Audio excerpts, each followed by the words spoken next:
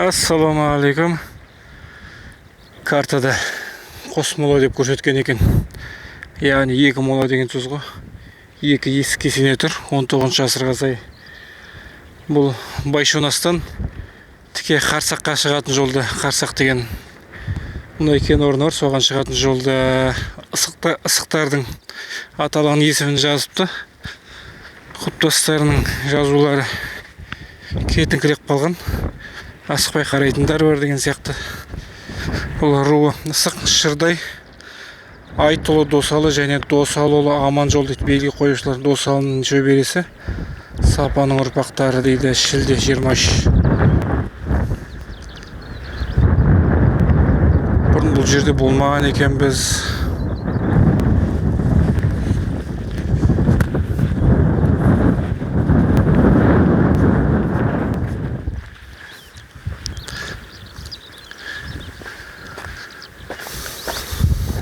Бір жаққа орағыз құлаған.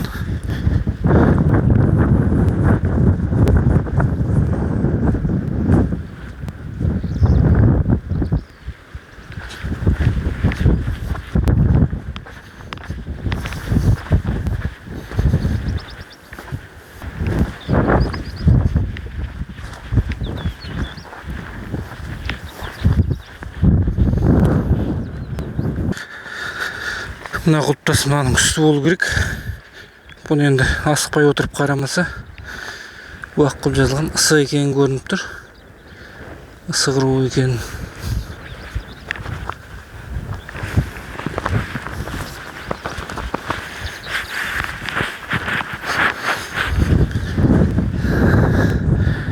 Бұл да Ысық руы дейді.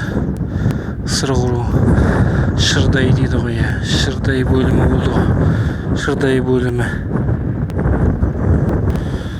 Бұны енді асықпай отырып қарамаса есімі енді сары тамырға келіп тұр. Қателесу мүмкін сары тамыр.